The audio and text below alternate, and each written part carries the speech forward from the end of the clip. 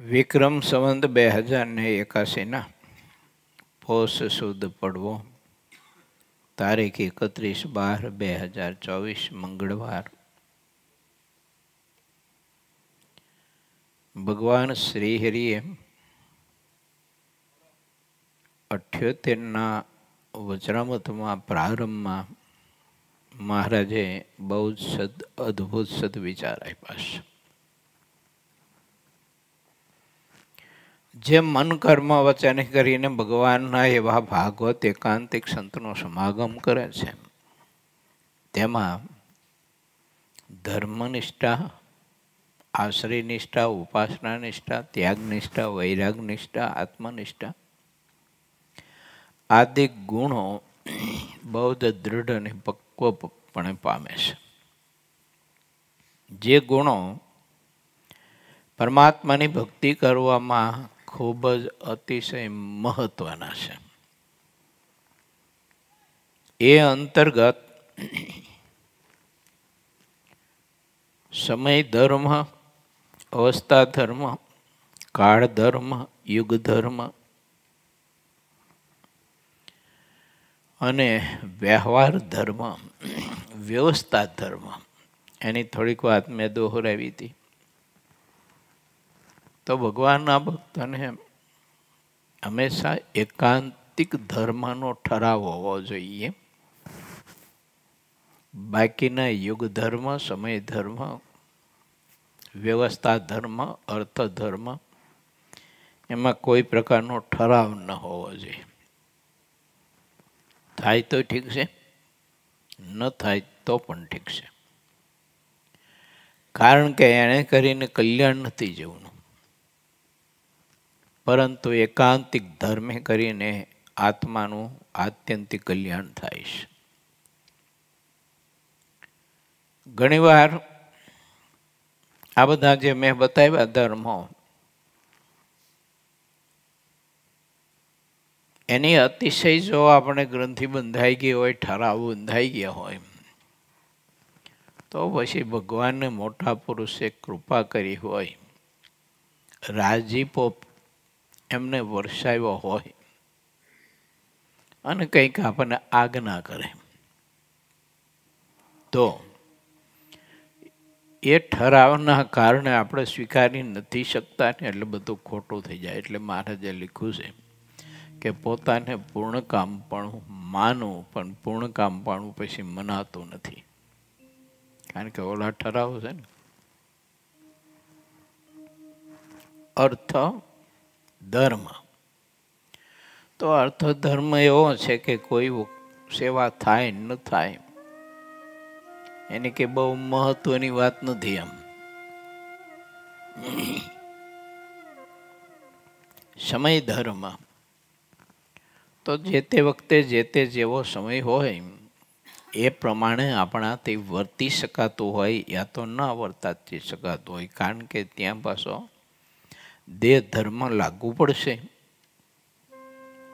શરીરનું સ્વાસ્થ્ય સારું હોય છે તો અનુસરી શકાય છે સમય ધર્મને. શરીરનું સ્વાસ્થ્ય સારું નહીં હોય તો નહીં અનુસરી શકાય. પછી એનો ઠરાવ હોય એટલે પછી જીવમાં આપણને પૂર્ણ કામ પણ નથી મનાતું, કાંઈક ને કાંઈક અધૂરું રહે છે. એટલે ભગવાન શ્રી એમ કહે છે કે ભગવાનના ભક્તોને એકાંતિક ધર્મની વધુ ને વધુ પક્વતા અને દ્રઢતા કરવી ને એના ઠરાવ રાખવા. કે ગમે તેવો વિષમ દેશકાળ હોય ને, શરીરની પરિસ્થિતિ ગમે તેવી હોય, પરંતુ એકાંતિક ધર્મમાં ખોટ ન આવવી જોઈએ. એ ભગવાનના ભક્તને ખૂબ જ લક્ષ્ય રાખવું જોઈએ.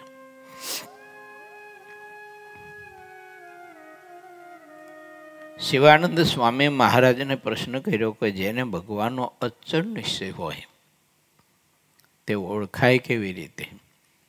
કે આ ભક્તને ભગવાનના સ્વરૂપનો અચળ નિશ્ચય છે, કે જે નિશ્ચય પર્વત પ્રાય હોય, કે એને કોઈ ડગાવી ન શકે.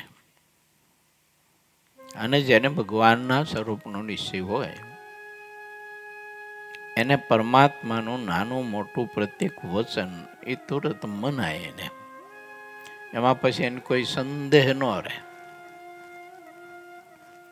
ભગવાને કંઈક આપણને આજ્ઞા કરી હોય કે તારે આવી રીતે વર્તવાનું, વળી પાછા પરમાત્મા થોડા સમય બાદ આપણને વળી પછી આજ્ઞા કરે કે તારે આ રીતે વર્તવાનું, તો પછી ભગવાનના ભક્તની એ રીતે વર્તવાનું. આગળના દિવસની આજ્ઞા કરી કે આવી રીતે વર્તવાનું, તે પાછું છોડી દેવાનું. નિષ્ઠા હોય તો એમ થઈ શકે, જો પરિપક્વ નિષ્ઠા ન હોય તો ભગવાનનું બધું જ વચન નથી મનાતું. એ જ રીતે મોટા પુરુષનું પણ બધું વચન નથી મનાતું. પોતાને મળતો આવતો હોય તો મનાય, મળતો આવતો ન હોય તો ન મનાય. અને એમાં ન પૂરા એવી મહા મોટી ખોટ જાય છે. માટે વિચારવું કે પ્રગટ ભગવાન હોય ને પ્રગટ ભગવાનના સત્પુરુષ હોય ત્યારે આપણા માટે તો એ મૂર્તિમંત ધર્મ છે. એ સત્પુરુષ છે તે જ મૂર્તિમંત આપણા માટે વૈરાગ્ય અને ત્યાગ ને આત્મનિષ્ઠા છે. એ જેમ કહે ને જેમ વર્તાવે, જેની આજ્ઞામાં વર્તાવે ને જે આપણી પાસે ધ્યાન, ભજન, ધર્મ, નિયમ વગેરે વગેરે કરાવે, એ જ આપણા મોક્ષ માટેનું સાચું છે. નિષ્ઠાનમાં ખામી હોય તો ન થાય, પરિપક્વ નિષ્ઠા હોય તો થઈ શકે પાછું. એટલે મોટા પુરુષો વારંવાર એમ કહેતા કે જ્યારે આ ધરતી ઉપર ભગવાનના એવા મોટા સત્પુરુષ હોય કે જે અનુભવી હોય, જેને ભગવાનનો સાક્ષાત્કાર છે, ભગવાનનો અખંડ સંબંધ છે, એવા મોટા પુરુષના વચન પાસે બીજું બધું ગૌણ કરવું જોઈએ આપણે. અને બીજા બધા આપણા ઠરાવો કે માન્યતાઓ હોય તે મૂકવી પડે. અને મેં કહ્યું તેમ શાસ્ત્રમાં જે ધર્મ અમુક બતાવ્યા હોય તે ધર્મ શાસ્ત્ર તરફ ઓછું જવું એમ, પણ શાસ્ત્રમાં એકાંતિક ધર્મ જે બતાવ્યા હોય એ પાછા ગૌણ થવા ન જોઈએ. અને એક વાત તો બહુ એવી નિશ્ચિત છે કે ભગવાનના એવા પ્રભુની મૂર્તિના સંબંધવાળા એકાંતિક સંતો હોય ને, એ કદી એકાંતિક ધર્મમાં આપણને ખોટ આવે અથવા એકાંતિક ધર્મનો લોભ થાય એવી આજ્ઞા તો કદી ન કરે. હું વાત જે કરી રહ્યો છું બધા સામાન્ય ધર્મની વાત કરી રહ્યો છું. યુગ ધર્મ, સમય ધર્મ, શરીર ધર્મ, વ્યવસ્થા ધર્મ, વ્યવહાર ધર્મ અને આપણા પોતાના મનના માનેલા ધર્મ, એની વાત હું કરું છું. એ બધા ધર્મમાં ભગવાનના મોટા સત્પુરુષના વચનમાં બીજો કોઈ આપણને સંદેહ ન થવો જોઈએ. તો એને નિષ્ઠા કહેવાય, ભગવાનને ભગવાનના સત્પુરુષની. અને આત્માનું કલ્યાણ તો નિષ્ઠાએ કરીને થાય છે, સાધનથી કલ્યાણ નથી થતું, કેવળ સાધનથી નથી થતું, નિષ્ઠાએ કરીને. ભગવાનને ભગવાનના સત્પુરુષને એવી નિષ્ઠા હોય ને, નિષ્ઠાયુક્ત જ્યારે આત્મા પરમાત્માની ભક્તિનો પુરુષાર્થ કરતો હોય ત્યારે એનેથી આત્મા આત્યંતિક કલ્યાણ પામે છે. માટે આ બધું સમજી રાખવું જોઈએ. ના સમજી રાખ્યા હો, ન સમજી રાખ્યું હોય ને વળી પાછું બીજું જો પકડાઈ ગયું હોય તો એ પાછું મુકાતું નથી ને, મોટા પુરુષ આવ ગૌણ થઈ જાય છે. આવે આગળના ઘણા બધા પ્રસંગો, ઇતિહાસો બનેલા છે, ગ્રંથોમાં લખાયેલા છે, ઇતર બીજા ઘણા બધા પ્રસંગો ન પણ લખાયા હોય.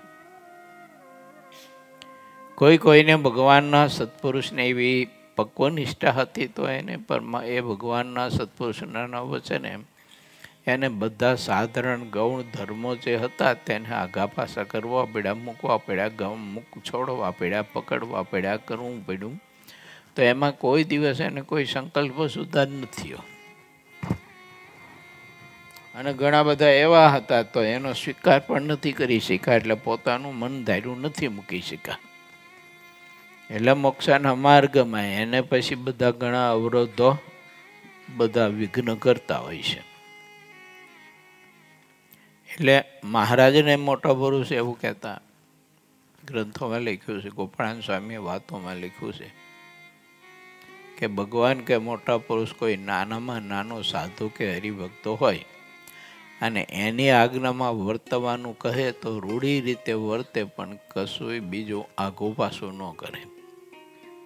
આને ભગવાનના સત્પુરુષની નિષ્ઠા છે. જો ન વર્તી શકે તો નિષ્ઠા નથી એને, તો જોખમ ખરું એમ. ચાલો 78મું વચરામૃત ચાલુ છે આપણું. હજી ગઈકાલ તો આપણે પ્રારંભ જ કર્યો તેમાં. તો આપણે આગળ એમાં યાત્રા કરવા માટે પ્રવેશ કરીએ. પૂર્વ 22મો તરંગ બીજો. ગરડા પ્રથમ પ્રકરણનું 78મો ચાલુ વચરામૃત. મોટા શિવાનંદ સ્વામીએ પ્રશ્ન પૂછ્યો, તેનો શ્રીહરિએ તે વખતે ઉત્તર કર્યો કે જે સાચા ભગવાન છે તેના ભક્તની વાત કહું છું, અને તેની સાથે મિથ્યા ભગવાનના ભક્તની પણ વાત કહું છું.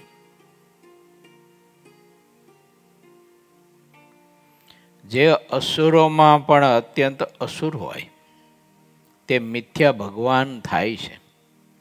તેઓ અધર્મને પણ ધર્મ માનીને અધર્મમાં ભરપૂર વર્તે છે.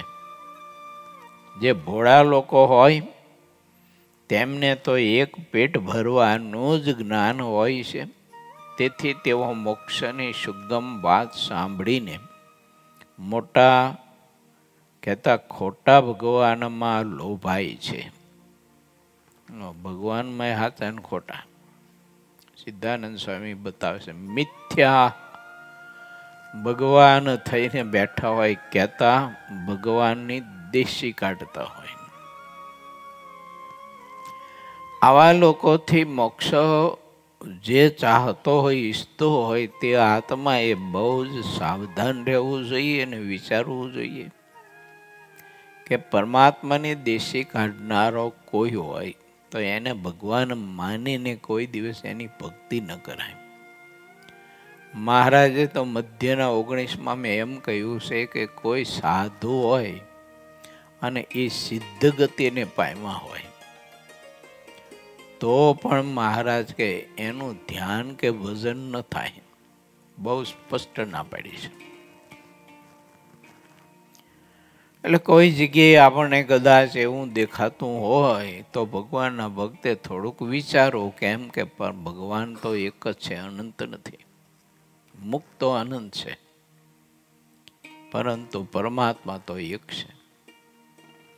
આ એક વાત નિશ્ચિત ખરી કે એવા જે મહારાજના અનાદિ મુક્ત પુરુષ હોય તો એમાં પરમાત્મા પ્રવેશ કરીને રહેતા હોય અને પોતાના આશ્રિત વર્ગને તે મુક્તના દર્શને કરીને કે તે મુક્તની સેવા પરિચર્યા કરી અને પોતાની મૂર્તિનું સુખ ઠાકોરજી આપતા હોય છે, ત્યારે એવા અનાદિ મુક્ત દ્વારા તે ભક્તની પ્રત્યેક ભાવનાઓ પરમાત્મા સ્વીકારતા હોય છે. એ મુક્તમાં રહીને પણ તે મુક્ત જ ભગવાન છે એવું નહીં માનતા, પણ એમાં ભગવાન છે એમ માનવામાં આપણે કોઈ દિવસ કંજુસાઈ પણ નહીં કરવાની અને બેલેન્સ રાખવાનું વિચારવાનું. એ ભગવાન નથી એ પણ નિશ્ચિત વાત, અને એમાં ભગવાન રહ્યા છે એ પણ નિશ્ચિત વાત છે. અને એમાં પરમાત્મા રહી અને આપણી બધી સેવા સ્વીકારે છે.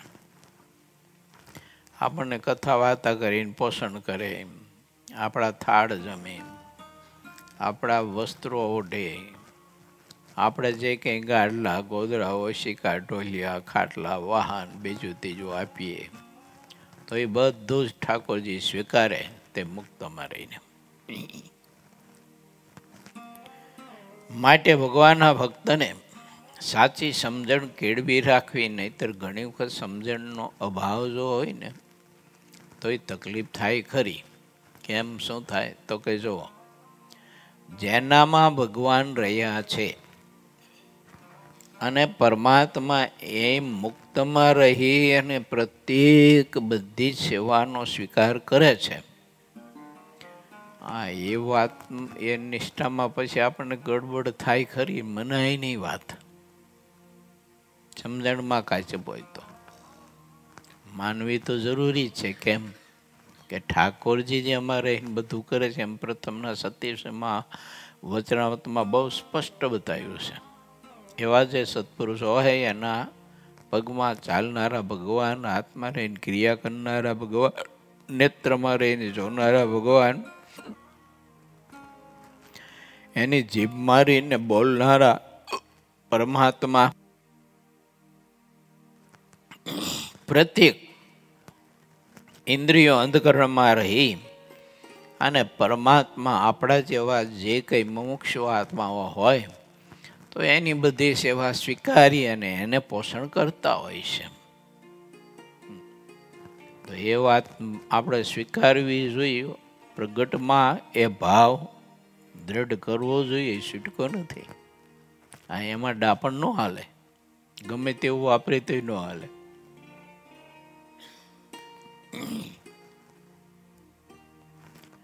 તેઓ મોક્ષની સુગમ વાતમાં લોભાયા વિના રહેતા નથી. કોણ? સમજણમાં જેને કાયચપ છે એની વાત છે. કેમ જે સામાન્ય દેહધારી જેવો તો માઇક પંચ વિશેની પ્રાપ્તિ માટે રાત્રિ દિવસ તેનું ભજન કરતા રહે છે, પણ તેમાં તેને તૃપ્તિ થતી નથી, તેમને જાગ્રત અને સ્વપ્ન અવસ્થામાં પણ અખંડ વિષયની જ રટના લાગેલી રહે છે. કારણ કે સમજણમાં ખામી છે ને, એટલે એમ રહેવાનું.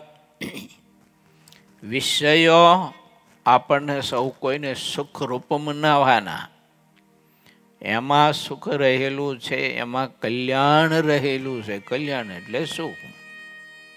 એમ જીવને મનાઈ જાય છે, પછી માન્યતા બદલાતી નથી. એટલે ભગવાનના એવા સાચા સંત અને સાચા ભગવાનમાં શબ્દ વાપરો.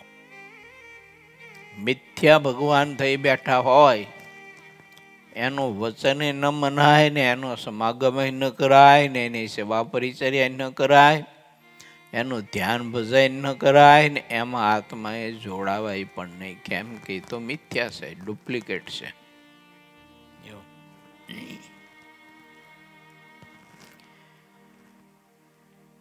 આવું બધું જ્ઞાન ભગવાનના વખતે સમજી રાખવું જોઈએ. નહીતર ઘણો બધો સમાજ આપણે જોઈએ ને તો બહુ છેતરાશ મોક્ષના માર્ગમાં. આવા બધા મિથ્યા ભગવાન થઈ બેઠા હોય ને એને માનનારો સમાજ હોય છે બધો. એવું સારી રીતે માનતો હોય, પૂજતો હોય, લાખો કરોડો રૂપિયા એના વચને ખર્ચતો હોય છે. અને એવા મિથ્યા સાધુ હોય તો એના વચને પણ જીવ બધું જ જે કરવા ધારે બધું જ કરતો હોય, જે આજ્ઞા કરે તો એના માટે બધો ટૂંક ટૂંક થઈ જતો હોય છે. આવું હોય છે. અને સાચા ભગવાનના જે સત્પુરુષ હોય એનામાં બહુ એને એટલો વિશ્વાસ, શ્રદ્ધા, પ્રીતિ ન હોય. કારણ કે સાચા સંત હોય એમાં કોઈ પ્રકારનો આડંબર નહીં રહેવાનો, કોઈ પ્રકારનો. અને ઓલા મિથ્યા સાધુ હોય ને એમાં બધી પ્રકારનો આડંબર હોય, પણ તમને દેખાય નહીં. એ આડંબર ન દેખાય, કારણ કે તે આડંબર રહ્યો ને એ જ ભક્તિનું સ્વરૂપ, ધર્મનું સ્વરૂપ અને સાધુનું સ્વરૂપ પકડે. એટલે એ આડંબરને કેવી રીતે પકડવું? પકડાય જ નહીં કોઈ દિવસ. માટે વિચારવું.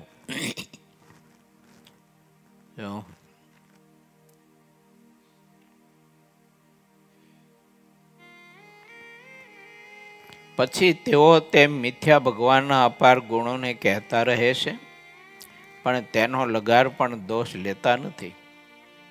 એટલું જ નહીં, પણ તે મિથ્યા ભગવાનમાં જે કોઈ દોષ દેખાડે તેને અધર્મી કહે છે.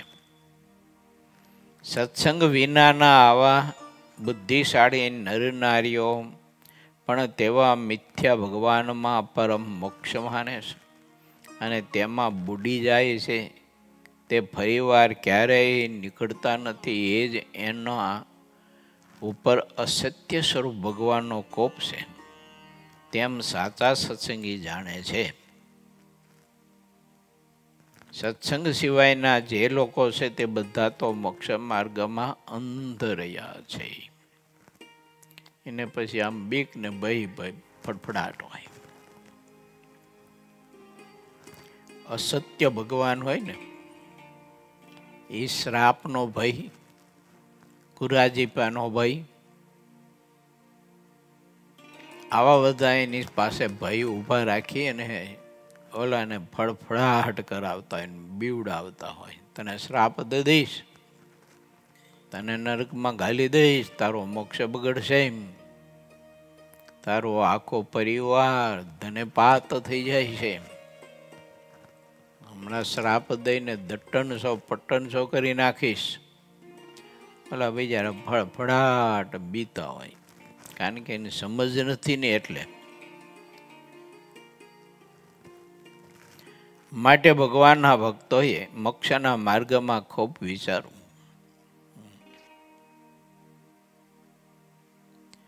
સત્સંગ વિનાના આવા બુદ્ધિશાળી નરનારીઓ મિથ્યા ભગવાનમાં મોક્ષ માનતા હોય છે.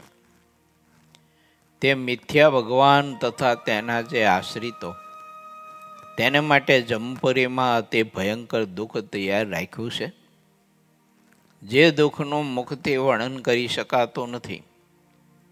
અહીંયા તે ભલે ચાહે તેમ ચાલે, પણ તેનું ફળ તેમને જમપુરીમાં મળશે. જે લોકો અધર્મને માર્ગે ચાલે છે તેને સત્ય સ્વરૂપ ભગવાન જરૂર અપાર દુઃખ આપે છે, જે મુક્તિ કહી શકાતું નથી. સાચા ભગવાનના ભક્તને ક્યારેય દુઃખ રહેતું નથી. સાચા અને મિથ્યા ભગવાનમાં જેમ હંસ અને બગલામાં ફરક છે ને, તેવો અપાર ફરક હોય છે. તે આ રીતે જાણવો. સાચા અને મિથ્યા ભગવાનમાં હાથી અને ગધેડાની જેમ પુષ્કળ ફરક રહ્યો છે. જે લોકો મિથ્યા માર્ગને સાચો માનીને ચાલે છે તેઓ આંધળા અને બહેરા જેવા છે. તેઓ મોક્ષના સાચા માર્ગે ક્યારેય ચાલી શકતા નથી. શિશુપાળ છે ને એવું કહેતો મહારાજે વચનાત્મા લખ્યું છે પ્રથમના 31માં. શિશુપાળ ભગવાન કૃષ્ણને બહુ જ ગાયડો દેતો હતો અને પ્રભુની બહુ જ પેટ ભરી ભરી નિંદા કરતો હતો. અને ત્યારે પછી ભગવાને સુદર્શન ચક્ર ઉપાડ્યું હતું. અને એ બધા કંસ, શિશુપાળ, દંતવક્ર આ બધા રહ્યા ને, એ પોતાનું ભજન કરાવવાનું ને પોતાનું યજન પૂજન થવું જોઈએ અને પોતાના નામે બધા યજ્ઞ થવા જોઈએ. આવી બધી છે ને અધર્મની પ્રવૃત્તિ જોરદાર કરતા હતા. અને એની વાત ન માને તો એને બળજબરીથી મનાવતા, દુઃખી કરતા. આ બધા વ્યવહાર માર્ગમાં પાછા મિથ્યા ભગવાન હોય ને એ નડે હારા. કંઈક કંઈક ઉપાધ્યો કરાવે ભગવાનના ભક્તને. એટલે ભગવાનના ભક્ત સત્ય અસત્ય બધું જાણી રાખવું. જે સ્થળે સાચો સત્સંગ હોય તેની વાત ઘણી જોરદાર હોય છે. જેના અંતરમાં સત્ય અને અસત્યનો વિવેક વર્તતો હોય તે અસત્ય વાતને દેખે છે અને તેથી તેમાં ક્યારેય પોતાનું ચિત્ત પરોવતા નથી. જ્યાં સ્ત્રી પુરુષનો કોઈ વિભાગ જ ન હોય અને બધા એકાકાર થઈને રહેતા હોય, વળી જેમાં બધી વાતો નિયમ વગરની જ હોય, તે સાક્ષાત અસત માર્ગ છે. જે જમપુરી લખ 84 અને જેટલા દુઃખ માત્ર કહેવાય છે તે બધું જ અસત માર્ગે ચાલવાનું ફળ છે. તેને અમે પ્રગટ રૂપમાં બતાવી દીધું છે, જેમાં તલવાર પણ દુઃખ નથી હોતું અને જે કાંઈ સુખ માત્ર કહેવાય છે તે સર્વે સત્ય માર્ગે ચાલવાનું ફળ છે.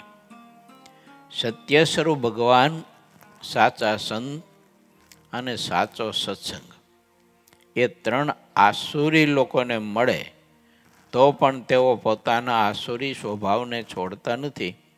સાચો સત્સંગ તો કલ્પતરુને ચિંતામણી જેવો છે. આના કારણે પછી જીવ છે ને એ ધર્મ, નિયમ, આજ્ઞા, ઉપાસના, ભક્તિ આ વગેરે વગેરે બધું જ એને ગૌણ કરી નાખે છે. માટે એવું જે આ પ્રવર્તન દેખાતું હોય, મહારાજ કે ત્યાં મોક્ષ નથી રહ્યો. જ્યાં મર્યાદા છે ત્યાં મોક્ષ છે. શ્રીજી મહારાજે સ્થાપેલી મર્યાદા એને ક્યારેય પણ કોઈ ઉલ્લંઘવી નહીં અને એને ઉલ્લંઘીને મિથ્યા સાધુ કે મિથ્યા ભગવાનનો દાવો કરી એને સાધુતાનો કે ભગવાનપણાનો દાવો કરીને જો વર્તતો હોય તો એને તો હાવ એક નંબરનો મોરગ જાણીને એનો ત્યાગ કરવો જોઈએ. હું એક જગ્યાએ છે ને કથા કરવા જતો, ચાતુર્માસની તેવો એક ભગવાન હતો. બોલો, મંદિરે રોજ આવે, મારો ઠાકોરજીને પગે ન લાગે કે હું તો મુક્ત છું, અનાદિ મુક્ત છું, હું ભગવાન છું એમ. આ નજરે જોયેલી વાત કહું છું તમને. જો પછી તો 2-4-6 મહિનામાં એ ભગવાનનું ચસકી ગયું હતું એટલે ગાંડો થઈ ગયો હતો મગજ. પણ આવું હોય છે, એમ થઈ જાય છે, જીવને વેમાઈ જાય છે. એટલે મહારાજ કે મારો આશ્રિત આ બાબતમાં થોડોક શુદ્ધો સાવધાન રહે અને એના માટે સત્ય અસત્યના ભેદ સમજી રાખે, સાધુ અસાધુતાના ભેદ સમજી રાખે, ભક્ત અભક્તના ભેદ સમજી રાખે અને પછી ભગવાનના એવા એકાંતિક સંત ભક્ત હોય તો એની સાથે એને ખૂબ જ આત્મીયતા અને એને વિશે ખૂબ જ પ્રીતિને હેત રાખવું જોઈએ અને ઓલાની સાથે બહુ સમજી નાખવું જોઈએ. શા માટે? તો કે આપણને નડે નહીં એટલા પૂરતું છે. બાકી એનાથી મોક્ષ થાય છે એવું તો માનતા જ નહીં. જે માણસ સત્સંગને સાચા અર્થમાં જેમ છે તેમ સમજે છે તેને અંતર્યામી ભગવાન તેવું ઉત્તમ ફળ આપે છે. કારણ કે ભગવાનમાં તો એવું અમાપ સામર્થ્ય રહ્યું છે. જે જમપુરીના અધિકારી હોય તેઓ શ્રીહરિની વાત સાંભળીને તેની દેશી કાઢે છે, કહેતા નકલ કરે છે. પણ તે બધા મરીને જમપુરીમાં જાય છે. તેના શિષ્યો પણ મર્યા પછી જમપુરીમાં જાય છે અને વિકટ યમ યાતનાના ઘણા દુઃખને પામે છે જે કહી શકાતું નથી. આ બધું વિચારવું ભગવાનના ભક્તને. ખોટા અસત સાધુ માન, સન્માન, પ્રતિષ્ઠા, પ્રશંસા, વખાણ કરે આપણે અને એને કરીને આપણે એને અનુસરીએ તો આમાં સિદ્ધાનંદ સામે બહુ સ્પષ્ટ લખ્યું છે, એ જમપુરીનો અધિકારી થાય છે. એ મોક્ષનો અધિકારી નથી થતો, જમપુરીનો અધિકારી થાય છે. માટે સાધુને જાણી રાખવા, હરિભક્તને જાણી રાખવા ભગવાનને તો જાણી રાખવા જોઈએ કે આ મિથ્યા ભગવાન થઈને પરે છે. મૂકવા અને ટાંડી એક બાજુ, અને એનાથી જીવનો મોક્ષ કદી થવાનો નથી. જો અત્યારે કેટલી પ્રકારના ફૂલ આવે છે, બોલો. ફૂલ આવે ને, કેટલી પ્રકારના ફૂલ આવે. પ્લાસ્ટિકના, કપડાના, બધા કેટલાય ફૂલ આવે છે. તે ફૂલમાં કઈ થોડીક સુગંધ આવવાની છે. માટે વિચારવું ભગવાનના ભક્તોએ, નકલમાં અકલ ન હોય એમ કહેવાય છે. આપણી ગુજરાતી કહેવત છે, નકલમાં અકલ ન હોય. તો જે ભગવાન અને સંત એની નકલ કરતો હોય તો સમજી લેવાનું કે આ અકલ વગરનો છે. અને એવા અકલ વગરના સમાગમથી, કે એવા અકલ વગરનાની સાથે પ્રીતિ કરવાથી, કે એની સેવા પરિચર્યા કરવાથી પુણ્ય ન મળે, ઉલટાનું પાપ થાય. એટલે એ ખોટા વ્યામમાં ન રહેવું. એમ ભગવાનના ગુણ જ ગાય છે ને, એમ વ્યામમાં ન રહેવું. ઘણી વખત જીવ છે ને એમ વ્યામમાં રહેતા હોય છે. ભગવાનના ચરિત્ર જ ગાય ને, ભગવાનના ગુણ જ ગાય છે ને, એમાં હું આપણને વાંધો છે. એવી રીતે બહુ જીવો વ્યામમાં રહેતા હોય છે. મહારાજે તો વચનાત્મા સ્પષ્ટ બતાવ્યું છે, નપુંસક રાજાના દ્રષ્ટાંતે કરીને. જ્યારે ભગવાનના સ્વરૂપનો નિશ્ચય જ નથી, જેમાં સાધુતા જ નથી, તો મહારાજ કહે તો નપુંસક રાજા જેવા કહેવાય. એના થકી ભગવાનના સ્વરૂપનો નિશ્ચય કદી ન થાય, કારણ કે એને જ નથી નિશ્ચય. તો એના સંગથી, સમાગમથી આપણે ભગવાનના સ્વરૂપનો નિશ્ચય ક્યાંથી થવાનો હતો? એટલે એમાં મોહબ્બત બાબત ન ચાલે. એમાં તો મોહબ્બત મૂકવી પડે. જે સાચા શ્રી હરિના દાસ છે, તે સાચો સત્સંગ કરીને અંતરમાં અતિ ઉમંગ ભર્યા શ્રી હરિના ધામમાં જાય છે. અચળ નિશ્ચય વાળાના લક્ષણ. જેને સાચા ભગવાનનો અચળ નિશ્ચય હોય એવા ભક્તની વાત હવે કહું છું. તે ભક્તને સાચા ભગવાન ગમે તેવી ક્રિયા કરે, પણ તે બધી ક્રિયાઓ કલ્યાણકારી અને અલૌકિક જ ભાસે છે. મહારાજે જેતલપુરમાં યજ્ઞ કર્યો ને, ત્યાં એક કિસ્સો આવ્યો હતો, મિથ્યા જ્ઞાની ને મિથ્યા ભગવાન. મહારાજની સાથે ઘણો બધો વિવાદ કર્યો હતો. એની કથા આવે છે, એમાં વિસ્તારથી બહુ આવે છે.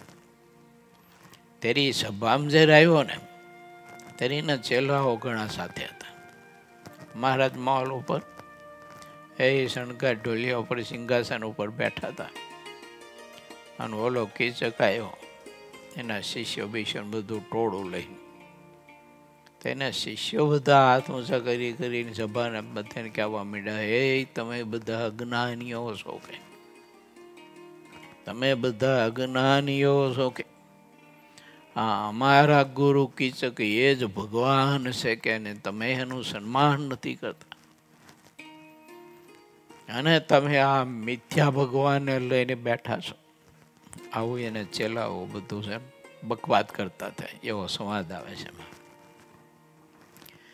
પછી તો મહારાજ એનું અભિમાન ઉતાર્યું, અને ગયા પછી મહારાજે બધાને કહ્યું, ચાલો આપણે સરોવરમાં સ્નાન કરીએ. તો ભાઈ દેવ સરોવરમાં સ્નાન કર્યું મહારાજે. સ્નાન કરીને બધાને મહારાજે બતાવ્યું કે આવાની સાથે વિવાદ કરીને તો દોષ બહુ લાગે, માટે કપડાય સહી સ્નાન કરવું. જો એટલે એવા મિથ્યા કોઈ જ્ઞાની હોય ને, મિથ્યા કોઈ સાધુ હોય ને, મિથ્યા કોઈ ભગવાન હોય, તો પહેલી વાત તો એની સાથે વિવાદ જ ન કરાય, સંવાદ જ ન કરાય એની સાથે. જો અને કદાચ એ વિવાદ સંવાદ કરવાનો કોઈ એવો અવસર કે અથવા ફરજ પડી હોય, તો મહારાજ કે સ્નાન કરીને પછી શુદ્ધિ કરી લેવી. આટલો બધો દોષ છે. મિથ્યા આડંબરીનો સંગ કરવાથી કે એની સાથે વાત કરવાનો એટલો દોષ છે. તો ભાઈ કલ્યાણ તો ક્યાં એ વાત રહી હવે કલ્યાણની.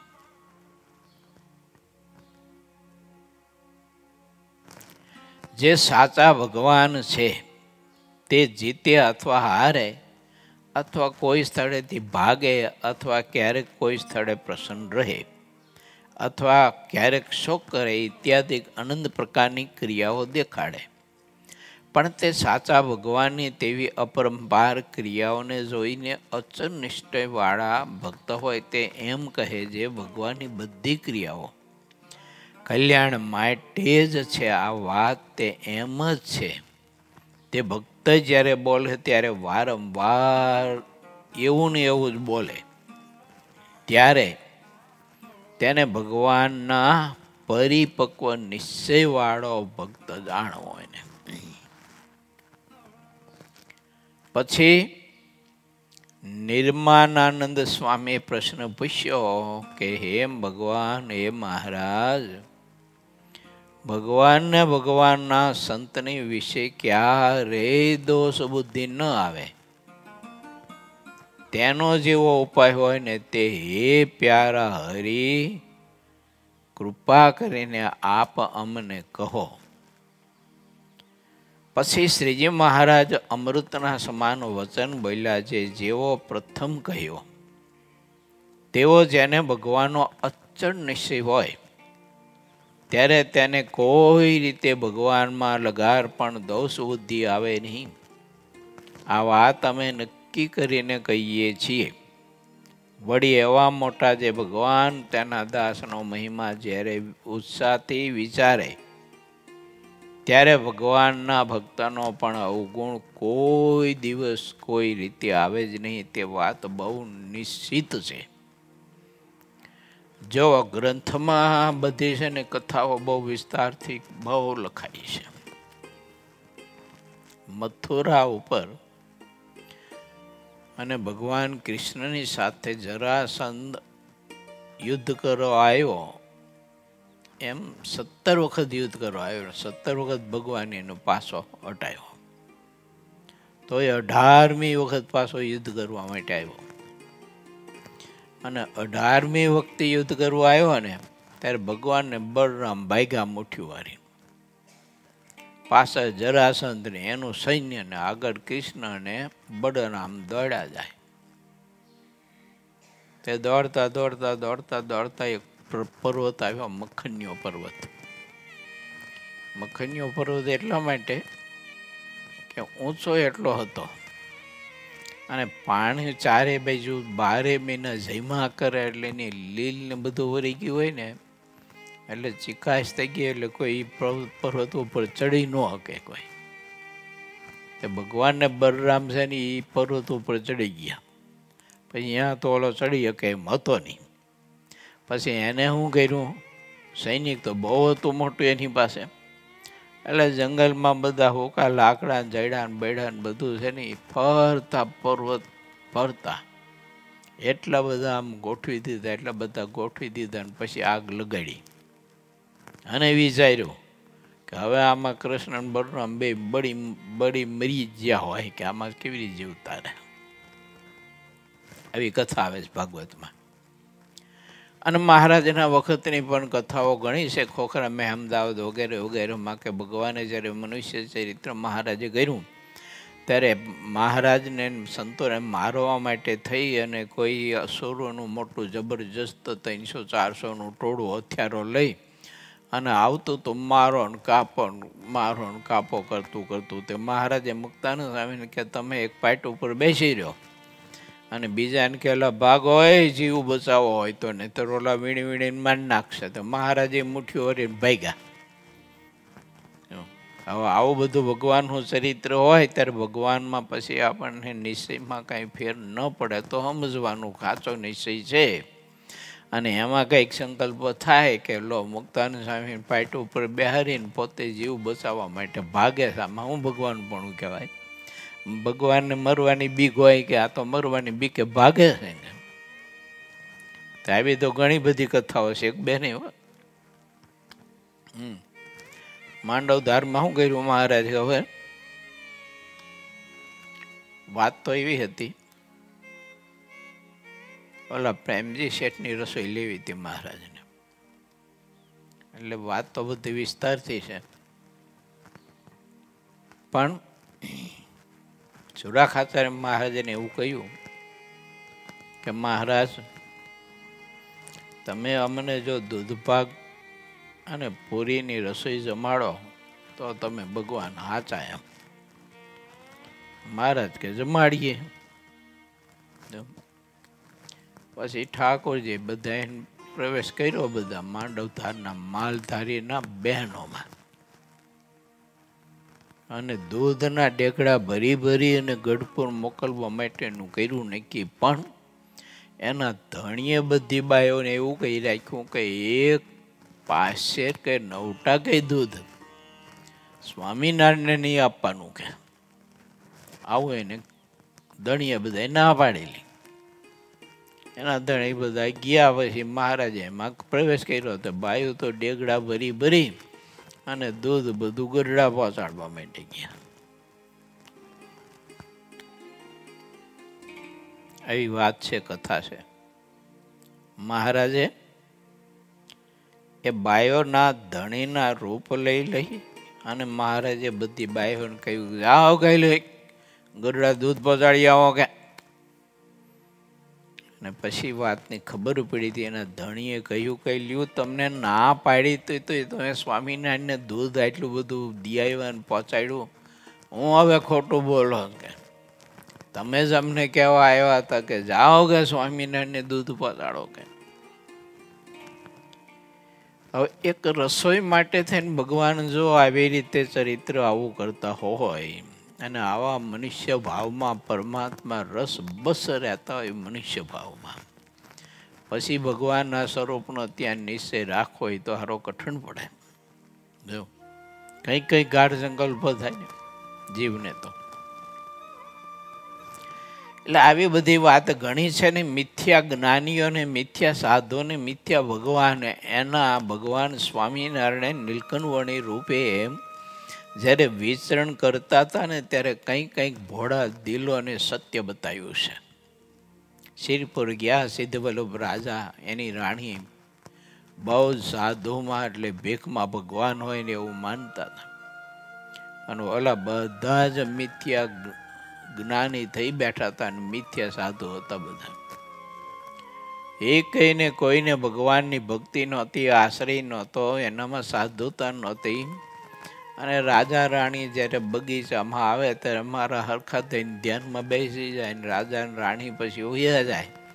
એટલે એ ગાંજા ભાંગ ને ચલમો લઈને પછી પીતા હોય. રાજા રાણી હારા સીધા આપે એટલે દૂધ પાક ને માલ પોવા ખાઈ પીને ધુવાકા કરતા હતા. નીલકંઠવર્ણી ત્યાં બધાયરા ને વિચરણ કરતા ત્યારે મહારાજને મનમાં એમ થયું કરે રે આ રાજા ને રાણી બિચારા ભોળા છે હવે, અને આ બધા મિથ્યા અભિમાનીઓ ને જ્ઞાનીઓ ને સાધુ મિથ્યા થઈને બેઠા છે. અને રાજા રાણીને આ લોકો ભોળવીને ઠોલી ખાય છે. મહારાજ કે અમારી યાત્રા ને અમારું પ્રાગટ્ય આ ધરતી ઉપર એટલા માટે છે, સત્યનું દર્શન કરાવવું અને અસત્યનું પણ દર્શન લોકોને કરાવવું કે આ ખોટું છે અને આ સાચું છે. તમારો મોક્ષ છે ને એ સત્યથી થઈ છે, અસત્યથી નહીં થાય. પછી મહારાજે પોતાના ઐશ્વર્ય સામર્થ્યથી ત્યાં પછી રાજાને રાણીને સત્ય અસત્યના ભેદ સમજાવ્યા છે. આ એટલો બધો વરસાદ પૈસો, એટલો બધો વરસાદ પૈસો, ધોધમાર, અને પાણીનું પૂર આવ્યું. નીલકંઠવર્ણી તો એમના બેઠા હતા તે માથે રેતીના થર જામી ગયા. બોલો, આટલું બધું પૂર આવ્યું તે બહુ વરસાદ ધોધમાર વરસ્યો. તે ઓલા બધા મિથ્યા સાધુ જે બેઠા હતા ને થઈ બેઠા હતા ને એ બધા જ મુઠ્ઠીઓ વારીને ભાગ્યા. અને જ્યાં સુરક્ષિત જગ્યા હોય તે સુરક્ષિત જગ્યામાં બધા ભરાઈ ગયા. આવી સત્સંગી જીવનમાં કથા છે. તો વિચારવું આપણે, આ તો કળયુગ છે, અત્યારે કળયુગમાં તો એવું બધું હોવાનું છે. એવું જાજુ તો આ જ હોવાનું ક્યું મિથ્યા એમ. સત્ય તો બહુ ઓછું જોવા મળશે. ક્યાંય કેવા સાધુ જોવા મળશે આપણને કે જેને અખંડ ભગવાનનો સંબંધ હોય તોય આપણે આખી જિંદગી એને ભેળા રહીએ ને તો એ જણાવાય ન દે કે ભગવાનનો અખંડ મને સંબંધ છે. એ રીતે બધું જ છુપાવીને રાખતા હોય ને આપણા ભેળા આપણા કરતાંય પણ નિર્બળ થઈ અને રહેતા હોય એટલે આપણે ન પકડી શકીએ. જો અને મિથ્યા સાધુ હોય એ બધી પ્રકારનો ભભકો બતાવતા હોય નહીં કંઈ અંદર પાછો હાવ પોલમ પોલ હોય અને બધી પ્રકારનો ભભકો બતાવતા ને ત્યારે આપણને એની ભભકામાં બહુ જ આમ ખેંચાણ થાય એમ. અને ઓલા ખરેખર આ સંતો હોય ને સાચા, એને આ લોકોનો કોઈ આડંબર બાંબર કશું નહીં, બુજાવવાનું કશું હોય નહીં. હવે જો એ તો એક સરળ રીતે પોતે સામાન્ય રીતે જીવન જીવતા હોય ને ભગવાનનો સંબંધ અખંડ હોય, મહારાજની મૂર્તિનો આનંદ ખૂબ લેતા હોય ને સુખ ભોગવતા હોય, અહોરાત્રિ ભોગવતા હોય, પણ એ જણાવવા ન દે કોઈને. જો જે ભેગો સમાજ રહેતો હોય ને એને જો ન જણાવે દે. આવા મેં દર્શન મોટા પુરુષોના કર્યા છે એમ કે એના ભેળો રહેતો હતો ને સમાજ, એ સમાજને જણાવવા ન દીધું તે બધાને એવું થતું કે આમાં તો કંઈ બહુ નથી એટલું કંઈ એમ. અને એ ન સમજી શક્યા ઠેઠું દે. અને જે ભબકા દેખાડતા હતા નહોતી સાધુતા ને મિથ્યા સાધુતાનો બધો પ્રકાશ દેખાડતા હતા ને એમાં ઓહો થતો તો બધાનો વાહ કે ઓહો કેવા વચનસિદ્ધ ને કેવા મોટા સંત છે. આમ જો કર આમને કેટલા બધા માણસો માને ને આમને તો કોઈ માનતું નથી કે આમને તો જોવો તો મોટા મોટા છે સાહુકારના મોટા મોટા પાઘડાવાળા બધા જો મોટા ડાલા જેવડી મોટી પાઘડીઓ વાળા માને પૂજે. આને કોઈ માનતું નથી, કોઈ પૂછતું નથી. તે આવું બધું જગતમાં હાલતું હોય, અત્યારે ચાલતું હોય, ભવિષ્યમાં ચાલશે, આગળ તો હતું જ ભૂતકાળમાં. એટલે મોક્ષના ખભોવાળા જે આત્માઓ હોય ને એને બધું ખરેખર જાણવું જોઈએ. એવું પછી નિર્માનાનંદ સ્વામી અને સુગ્ન એવા નાના પ્રગનાનંદ સ્વામી આ બંને મળીને પ્રિયાણ તૈયાર કરીને પ્રશ્ન પૂછ્યો છે, જાગ્રત, સ્વપ્ન અને સુષુપ્તિ એ ત્રણ અવસ્થામાં ભગવાનની મૂર્તિ અખંડ કેમ દેખાય? પછી શ્રીજી મહારાજ આનંદથી હસ્તે મુખે બોલ્યા, ઇતિ શ્રી સહજાનંદ સ્વામી શિષ્ય સિદ્ધાનંદ મુનિ વિરચિત શ્રી હરિચરિત્રામૃત સાગરના 22 પરમાં ગરડા પ્રથમ પ્રકરણનું 78મું ચાલુ વચનામૃત કહ્યું એ નામે બીજો તરંગ સમાપ્ત થયો. આ બે પરમહંસે મહારાજને પ્રશ્ન પૂછ્યો છે કે ત્રણેય અવસ્થામાં ભગવાનની મૂર્તિ અખંડ કેમ જણાય એટલે અનુભવાય? બહુ મહત્વનો પ્રશ્ન છે. એનો પ્રત્યુત્તર મહારાજે કર્યો તે વાત સિદ્ધાનંદ સ્વામી ત્રીજા તરંગમાં લખી છે. પરંતુ ત્રીજા તરંગની કથા સુરત તાપી મૈયાના કિનારે શ્રી સ્વામિનારાયણ સંસ્કાર ધામ જોથાણમાં બિરાજતા રૂપાળા ઘનશ્યામ મહારાજ અને નારાયણ મુનિ દેવના સાનિધ્યમાં રહીને એ કથા થઈ છે. માટે વાળા ભક્તો, ભગવાન સ્વામિનારાયણે આપણને જે આ વિવેક બતાવ્યો છે તે વિવેક ભગવાનના ભક્તે સમજી રાખવો જોઈએ. માટે આવતીકાલે અમે સંતો સુરત જવાના છીએ અને ત્યાં 5 તારીખે શાકોત્સવનું આયોજન કરવામાં આવ્યું છે. અને બીજું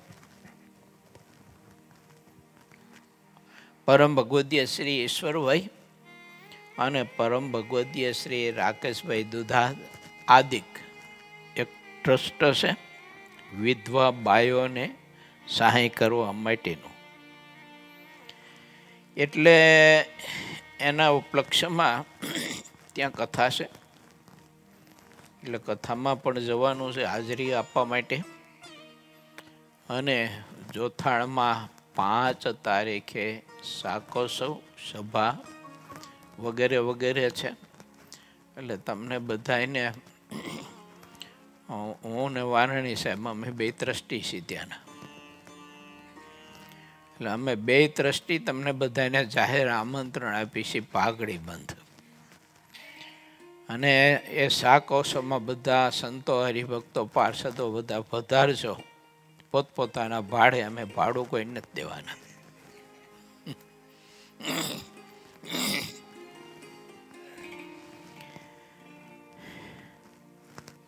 અને જે કંઈ દિવસ થોડાક 5-7 દિવસ રોકાવાનું થાય તો ત્યાંથી આપણી કથા પ્રસ્તુત થઈ છે આપણી જાણ માટે.